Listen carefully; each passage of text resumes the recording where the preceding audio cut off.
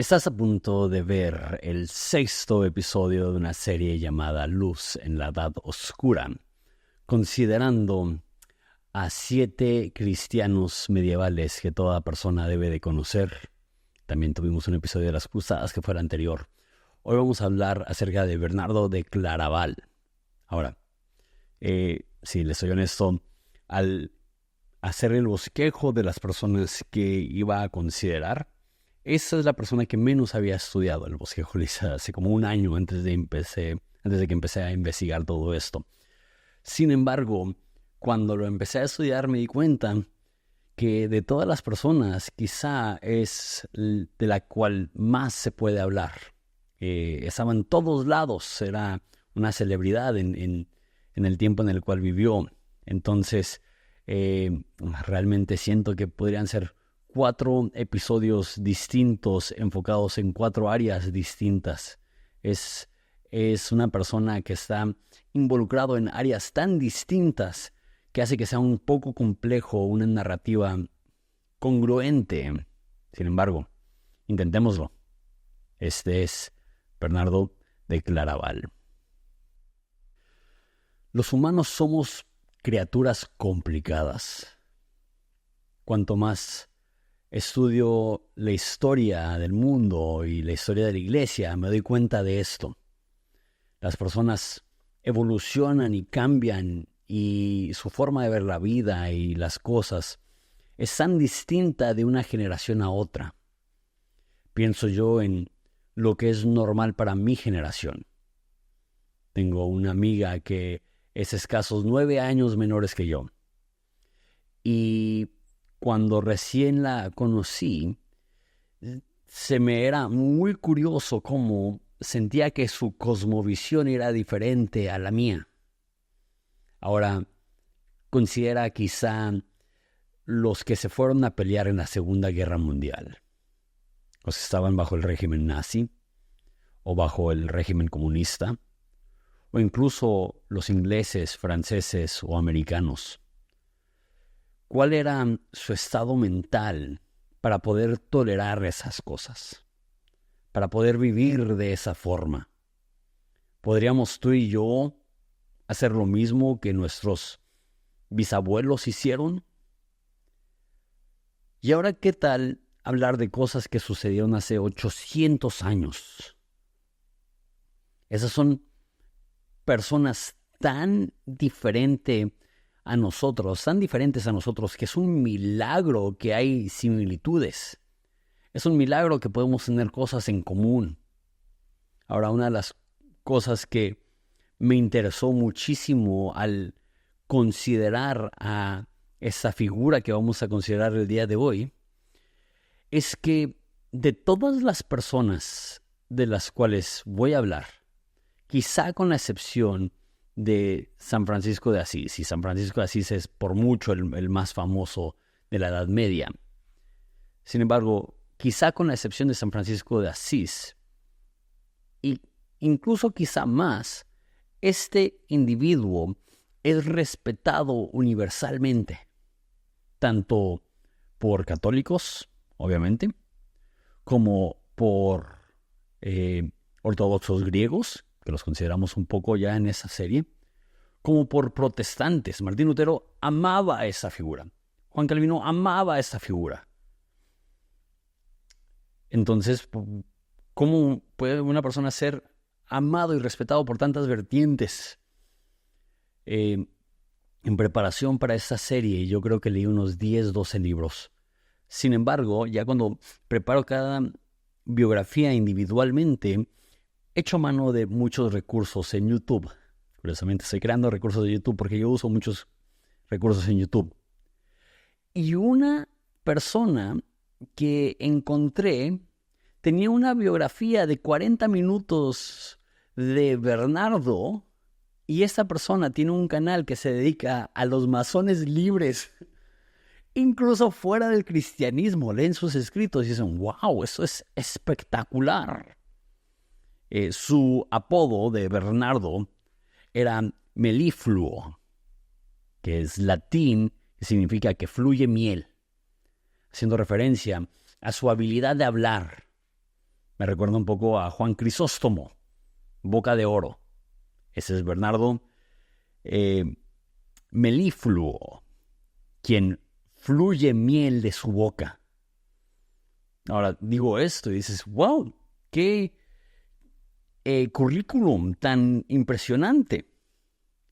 Ahora, algo que se me hace loco es que estas figuras son espectaculares, pero también tienen cosas que leemos y decimos, ¿cómo pueden ser tan populares cuando ellos hicieron esto?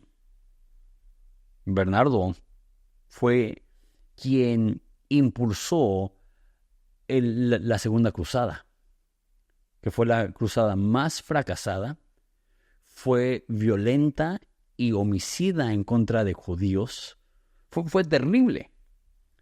Y me pongo a pensar, ¿cómo puede ser universalmente amado y respetado alguien que tiene un episodio tan oscuro en su currículum? No únicamente históricamente hablando, sino aún en vida.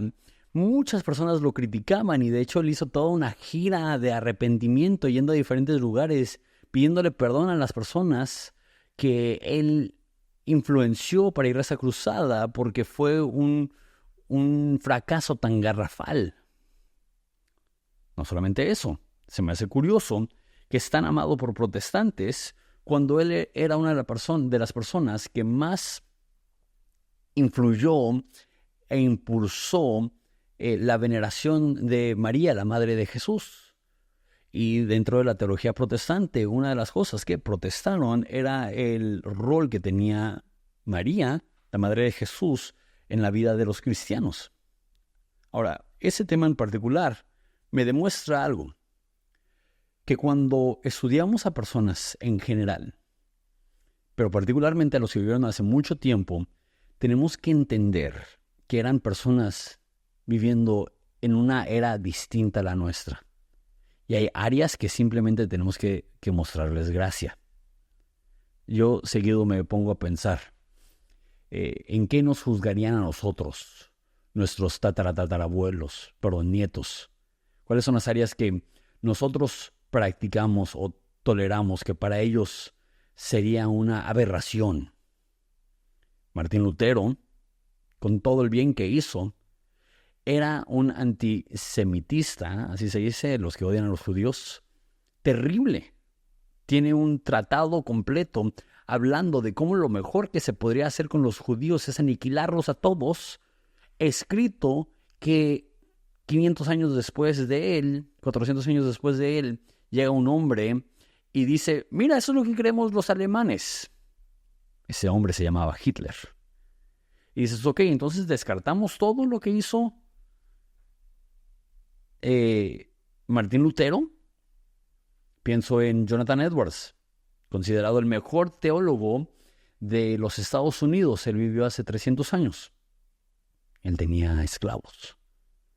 Entonces dices, ¿cómo puede el mejor teólogo comprar y vender humanos?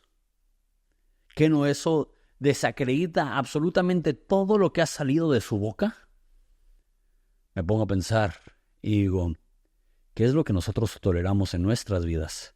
Que en 200 años dirán, ¿cómo puede ser que los cristianos permitían eso?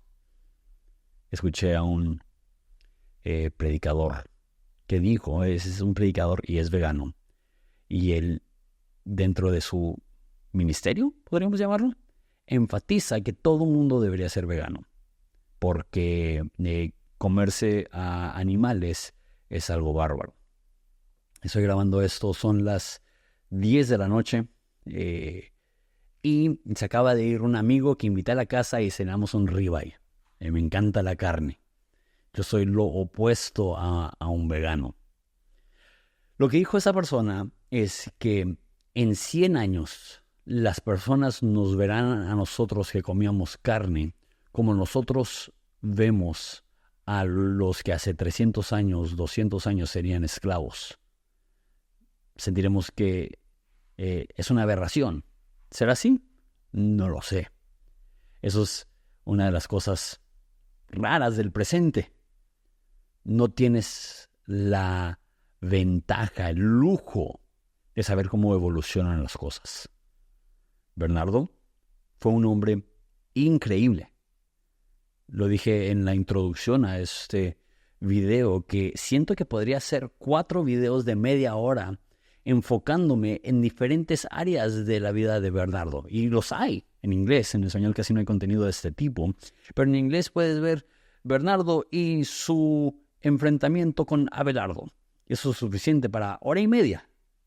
Bernardo y su influencia en la Segunda Cruzada. 1 hora.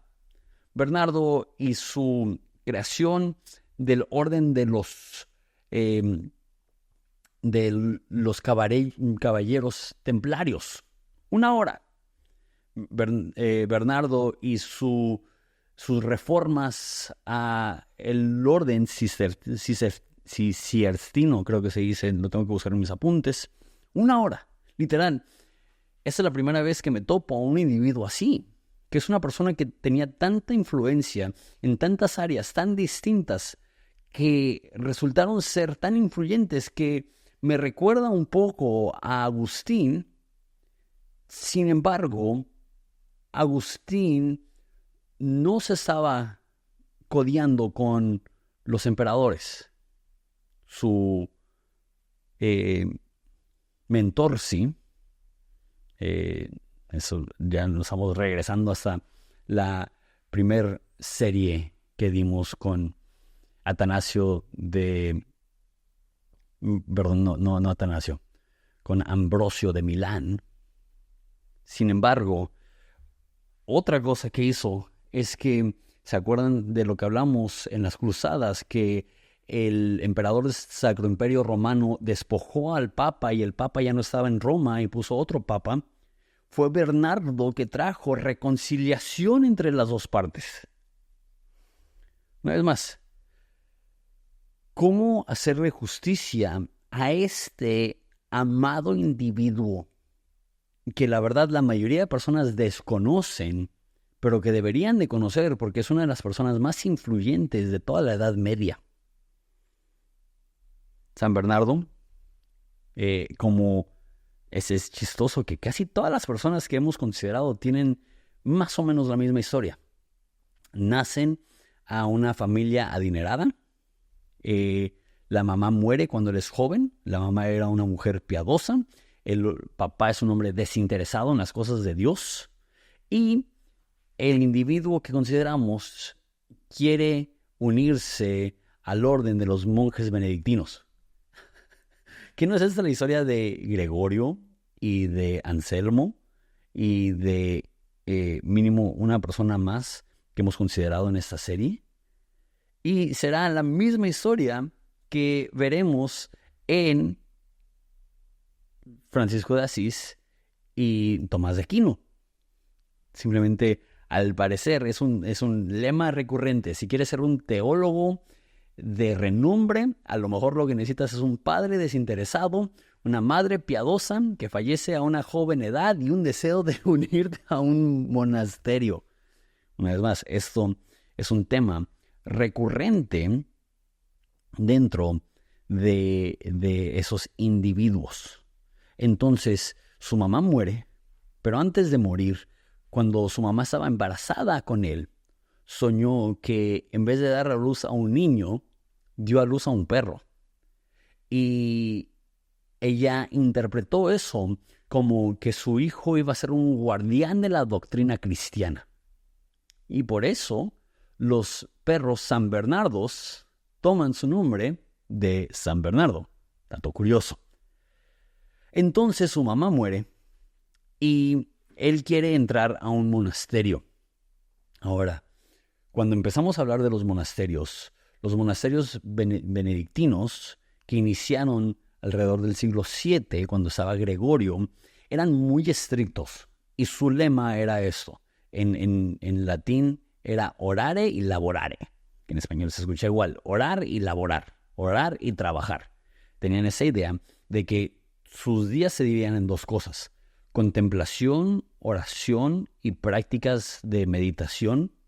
Y trabajo físico, ya sea copiar manuscritos o atender los cultivos que tenían en los monasterios. Para los tiempos de Bernardo, había habido un retroceso y un empeoramiento y un enfriamiento dentro de los monasterios. Dentro del cuerpo cristiano ya estaba pasando. ¿Se acuerdan lo que hablamos de Anselmo? Que él tuvo esa visión donde estaba molesto porque él veía a los líderes cristianos no buscando a Dios. Entonces dentro del clero ya había habido un estancamiento, un enfriamiento, un alejamiento de las cosas de Dios, particularmente en el siglo X y XI, que es un poco antes de eso, es cuando algunos de los papas más corruptos estaban en poder. Sin embargo, comenta Bernardo que él visitó un monasterio y veía la comida que comían, y que eran banquetes donde no se había ni siquiera terminado un plato y ya les traían otro plato, y que comían tanto que les dolía el estómago de tanto comer. Les recuerdo que la idea del monasticismo y de esta vida ascética es negarse los placeres de la carne. Entonces eso simplemente era un área, la glotonería, eran ricos, tenían reservas de dinero, y en vez de como Gregorio ayudar a los pobres, simplemente estaban viendo la forma de enriquecerse. De hecho, muchos de los hombres ricos empezaron a enviar a sus hijos a los monasterios, pensando que si pueden llegar a ser un líder dentro del monasterio, se pueden hacer ricos. Lo opuesto a la razón por la cual las personas históricamente iban a los monasterios. Entonces, él decide ir a un monasterio, el monasterio benedictino más estricto, que se llama la Orden Cisterciense. Si la vez pasada lo dije equivocadamente, es porque no lo había localizado en mis apuntes. Cisterciense. Entonces, él no inició este orden, pero se convirtió en uno de los más importantes porque era de los más estrictos, de los más populares, y Bernardo era tal potencia que él impulsó muchísimo este orden. Entonces, su papá no quería que fueran, pero después de un tiempo no solamente convenció a su papá, a sus hermanos, a su hermana y a tíos, y llegó al monasterio con 30 familiares. Desde ahí vemos su poder de convencimiento que tenía. Entonces llega al monasterio, y a los 3 años lo mandan a iniciar un nuevo monasterio en un lugar que se llamaba el Valle de Ajenjo. Si no conoces a Ajenjo, es una de las maldiciones del Apocalipsis. ¿Qué tan feo tiene que ser? Es del lugar donde vives. ¿De dónde eres? Soy de los 4 jinetes del Apocalipsis, ¿no? ¿De dónde vives? Del lago de fuego y azufre, ¿no? Eso es un poco lo que denota el Valle de Ajenjo. Llega con un grupo de monjes a empezar un monasterio, y él una vez más estableció ese concepto de orar y laborar, y transformaron este lugar que se llamaba Valle de Ajenjo a un lugar que en francés se llama Claraval, que en español significa Valle de Luz o Valle Claro.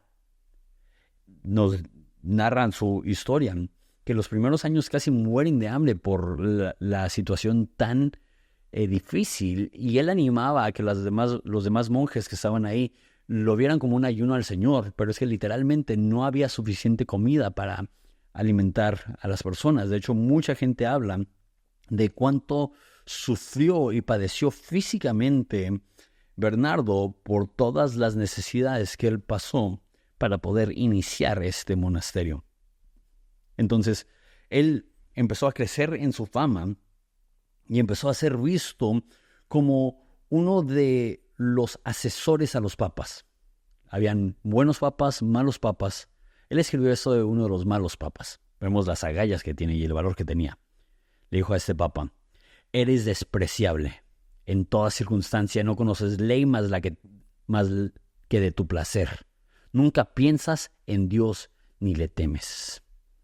Entonces, él era consultor y asesor de los papas. A los malos papas los reprendía, a los buenos papas los ayudaba. Y él fue quien ayudó a sanar la riña que había entre el Sacro Imperio Romano y el papado, y él pudo restablecer el papado para que regresara a Roma. Una vez más, simplemente eso es algo que fuera de la historia de la iglesia, ya hablando de la historia de Europa, es algo crítico. Él estaba en el epicentro de eso. También Bernardo fue muy conocido por los milagros que él hacía. Más que cualquier otra persona que yo he visto en el mundo medieval. Hay cientos de escritos, decenas que sobreviven, de personas jurando que manifestaron cómo él sanaba enfermos, de cómo él multiplicaba incluso la comida, de cómo él hacía exorcismos. Pero una de las cosas curiosas que tenía él es que tenía visiones. El tema de visiones es interesante porque tú puedes expresar lo que viste, pero no es algo que se puede comprobar o analizar bajo un microscopio. Pero él tenía visiones que él decía que eran prácticamente físicas, que él entendía que eran visiones, que eran en un reino espiritual, pero él lo veía como si fueran prácticamente espirituales. Y hay 2 episodios famosos dentro de esas visiones. Uno es que estaba orando frente a un Jesús en un crucifijo y Jesús se bajó de la cruz y lo abrazó. Para él fue como si hubiera sido real. Para él no era simplemente una imagen en su mente, sino que él realmente lo vivió como si Jesús se hubiera bajado de la cruz para abrazarla. Pasó lo mismo con la Virgen María, que él tuvo una visión que la Virgen María estaba amamantando al niño Jesús y que le dio de la leche con la cual estaba amamantando a Jesús a Bernardo. A lo mejor para ti, para mí, decimos, vaya visión poco común, pero para él significó una experiencia real. Ese tipo de cosas le llevó a ser considerado el padre del misticismo. Y una vez más, dentro de todos estos temas podríamos pasar tanto tiempo desarrollándolo, pero la idea del misticismo es un contraste con la escolaridad, con la filosofía y el estudio como de salón de clases. Durante los tiempos de Bernardo es cuando empiezan las universidades y él realmente quiere ir a otro extremo. Es un teólogo impactante. Sus libros de teología son buenísimos. Va a tener un debate con el mejor pensador de la época y va a ganar. Entonces no es que su mente era débil. Y de hecho, si lees los místicos antiguos, Juan de la Cruz es uno que yo leí recientemente, son personas que son genias, son genios teológicos. Sin embargo, lo que los místicos reconocen es que para tener una relación real con Jesús, tienes que llevar tu capacidad mental al límite y ahí aventarte al desconocido, a lo sobrenatural, a lo inexplicable. Y él lo describe sencillamente como amor, pero amor real.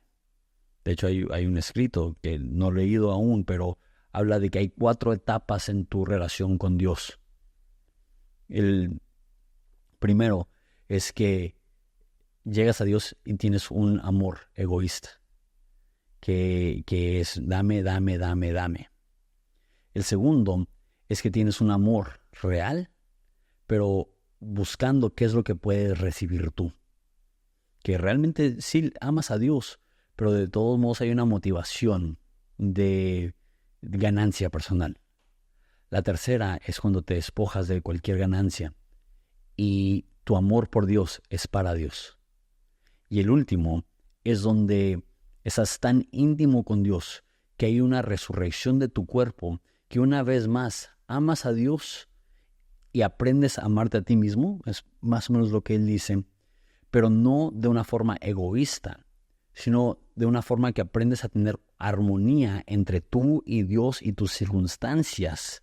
Y hay un amor que trasciende. Algo así es la forma que lo describiría. Una vez más, tendría que meterme muchísimo más en los detalles de sus enseñanzas para poder explicarlo con mayor detalle. Pero dentro del cristianismo místico, que hoy en día está agarrando más tracción, cuando la mayoría de personas están tan asqueadas de la tecnología y de la distracción y de ir a 1000 por hora y quieren algo espiritual, algo tangible, él es considerado como el padre del misticismo, que realmente el misticismo no inició con Bernardo. El misticismo como tal, los místicos lo llevarían a Juan el Bautista, lo llevarían incluso algunos hasta Elías. Eso también lo vimos un poco en la primera serie de los padres del desierto, dentro de ellos el principal Antonio Magno, que fue el padre del movimiento de los monjes. Entonces, el movimiento monástico, el movimiento ascético, el movimiento místico, son diferentes formas de ver lo mismo. Entonces, él quiso revivir esas prácticas ascéticas, donde veía los monasterios corruptos, y él llegaba y imponía una vez más estas reglas rígidas para crucificar la carne, para matar las pasiones. Tanto así que cuando él era un joven, no sé si ya estaba en el monasterio, pero él odiaba el sentir impulsos sexuales. Y nos dice él que él cuando sentía una tentación sexual, no sé, a la lascivia o algo parecido, que él buscaba un lago congelado y se aventaba ahí. Él fue el original que les decía el cold plunge, no por sus beneficios de salud, sino para que se le bajara la temperatura hablando en el ámbito sexual. Pero vemos su compromiso con una vida estricta como lo vivían los primeros monjes. Y les digo, hay tantas cosas en su vida. Él también escribió muchos himnos que permanecen hasta el día de hoy. Una de las cosas de las cuales más se conoce de él es que él hizo un comentario del Cantar de los Cantares, y una vez más, él era una persona que él creía que el deseo sexual estaba desviado y que lo mejor que podía hacer el hombre era no vivir pensando en el área sexual. Entonces vas a la Biblia y ves Cantar de Cantares es extremadamente sexual. Entonces él lo alegoriza. Y dice, sí, eso sí es la pasión entre un hombre y una mujer, pero la razón que está incluida en la Biblia no es para que aprendamos a cómo tener pasión marital, sino que entendamos el tipo de pasión que Dios tiene por la humanidad y el tipo de pasión que la humanidad debe tener por Dios. Creo que lo correcto es verlo de las dos formas, los consejos prácticos para llevar un matrimonio sano y también la alegoría. Pero él empezó a impulsar más la alegoría, tanto así que muchas personas critican a Bernardo de llevar sus prácticas de celibato a un extremo que sobrepasa aquello que enseña la Biblia. Quizás estaría de acuerdo yo con esa observación. Él fue comisionado por uno de los papas a viajar por toda Europa porque había caído uno de los estados cruzados. Entonces él levantó un ejército y prácticamente dijo, vayan a recuperar esa tierra perdida. Y ese ejército, camino a las tierras del este, empezó a ir ciudad por ciudad a matar judíos. Había esa superstición, y de lo que he leído, al parecer no estaba en toda la iglesia y no estaban los líderes de la iglesia, pero dentro de muchos cristianos del pueblo había racismo en contra de los judíos. Entonces cuando viajaban y conocían a los judíos, los mataban. Tanto así que tuvo que ir a toda velocidad Bernardo, a caballo, a estas ciudades, a decirles, no les hagan daño a los judíos. Un gran fracaso. Él inició algo que se llama los Caballeros Templarios, que aun si no sabes mucho de las cruzadas, son famosísimos. Su primo era un caballero, era un guerrero, y le estuvo insistiendo, diciendo, veo alrededor y veo esos caballeros sanguinarios, agresivos, que realmente no tienen una relación con Dios, pero yo quiero poder llevar mi relación con Dios y ser un guerrero para Dios. Entonces, Bernardo escribió todo un escrito dándole fundamentos a los templarios de cómo combinar su guerra espiritual en contra de fuerzas malévolas con la guerra física para proteger a los peregrinos que iban camino a Israel. Una vez más, ¿Cómo puede una persona que impulsó una cruzada y que empezó un orden de guerreros cristianos ser visto tan positivamente? Creo que tenemos que tener gracia. Por último, había otra persona muy famosa dentro de este tiempo, se llamaba Pedro Abelardo. Y Pedro Abelardo era un profesor dentro de lo que se conocería después como la Universidad de París, una de las primeras del mundo. Y si recuerdan, con Anselmo, él fue la primera persona que empezó a moverse hacia algo que se llama escolasticismo. Y si no viste el episodio de Anselmo, prácticamente hay dos extremos. Uno se llama autoridad y el otro escolasticismo.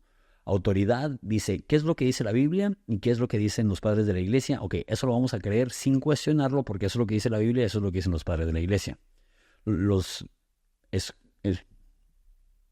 escolásticos tienen otro filtro, que es, ok, vamos a respetar lo que dice la Biblia y lo que dicen los padres, pero necesita haber evidencias racionales de por qué creemos esto. Abelardo tenía un punto intermedio, donde él decía, creo, por eso quiero entender. No, entiendo y por eso voy a creer. Y él fue muy, muy, muy enfático en eso. Yo creo en la autoridad y por eso quiero respaldo racional. Sin embargo, conforme iba pasando el tiempo, iba agarrando más empuje y más fuerza el escolasticismo que decía, ¿qué importa qué dice la Biblia? ¿Qué importa lo que dice la iglesia? Lo que importa es lo que se puede probar racionalmente. Dentro de esto, el máximo predicador de esta idea se llamaba Pedro Abelardo. Y ahora Bernardo era el otro extremo. Él no creía en el escolasticismo. De hecho, la gran razón que los protestantes amaban tanto a Bernardo es porque lo veían como el prototipo de sola escritura. Que él decía, ¿qué importa lo que dice tu mente o tu racionalidad o tu lógica o tus procesos científicos? Lo que importa es lo que dice la Biblia. Entonces, estaba Pedro Abelardo en París predicando y se hizo hiper famoso. Y Bernardo era hiper famoso. Donde quiera que iba Bernardo atraía a miles de personas, una especie de Billy Graham de sus fechas. Entonces, se conocen de lejos, se escriben y Bernardo le estaba diciendo vez tras vez, hey, no está bien tu enfoque, no está bien que estés desacreditando la Biblia de esa forma, no está bien que tengas tanto orgullo. Eso es lo que más le reprendía, tienes muchísimo orgullo. Y Pedro Abelardo, que si era una persona muy orgullosa, le escribe y dice, si te crees tan capaz de corregirme, ¿por qué no lo hacemos públicamente? Y se citan como si fuera una pelea de box, pero va a ser un debate, y todos los reyes y príncipes famosos llegan a presenciar este debate. Y en ese debate se dice que ganó Bernardo y que en respuesta a ese debate el Papa le dijo a Abelardo, no te vamos a excomunicar, pero tus enseñanzas, particularmente de la Trinidad, necesitan ser quemadas. A los 2 años Abelardo se arrepintió de esas posturas y de hecho cuando murió Abelardo estaba en una buena relación con la iglesia y tiene muchos otros escritos que son respetados hasta el día de hoy. Sin embargo, ahí hubo un episodio donde las dos personas más conocidas de los principios del siglo XII tuvieron un enfrentamiento. Uno con mucho orgullo y otro con mucha sabiduría. Este hombre era un predicador amado. Era una persona complicada. Es más, llegamos ya a estas personas. Y no siento lo mismo. De todas las personas, cuando hice el bosquejo para esa serie, el que menos conocía era Bernardo. Conozco mucho más a San Francisco. Conozco mucho más a Tomás de Aquino. Conocía mucho más a Leo y a Gregorio y a Anselmo y otras figuras. Sin embargo, Bernardo conocía muy poco, pero sabía que era una persona importantísima en esa edad, entonces lo incluí. Y al estudiarlo dije, wow, padrísimo. Pero jamás me había enfrentado con tanta información y tantas opiniones. Digo, hasta los masones tienen un video acerca de este sujeto. Pero una vez más, todas las cosas que él pudo hacer con las cuales yo no estoy de acuerdo no cambian el hecho que fue un baluarte, que fue una luz, como lo hemos dicho, para todas esas personas, que dedicó su vida a que más personas conozcan a Dios. Y él pudo morir en el monasterio que él inició en Claraval, tener una muerte tranquila tras vivir una vida que tocó tantas áreas y tuvo tanta influencia que seguimos hablando de muchas de las cosas que él provocó hasta el día de hoy. Gracias por tu tiempo. Y gracias por tomarte el tiempo de escuchar esto. Como lo mencioné, son ahora 10:30. Salgo a la 1:30 a trabajar, entonces estoy haciendo esto de noche. Lo hago porque no quiero atrasarme, quiero ser constante con este contenido. Entonces espero que sea algo que sea de tu agrado. Si quieres ayudarme tú a mí, hay algunas formas muy sencillas de hacerlo. Puedes darle like y comentar en ese video si estás en YouTube, o puedes dejar una valoración en Spotify o una reseña en iTunes. Si quisieras ir más allá y ayudarnos a alcanzar a más personas y a poder ir ahorrando para tener un equipo que me pueda ayudar a mejorar la profesionalidad de lo que hacemos, puedes ir a Patreon y ahí unirte a los grupos que están colaborando económicamente. Gracias por tu tiempo.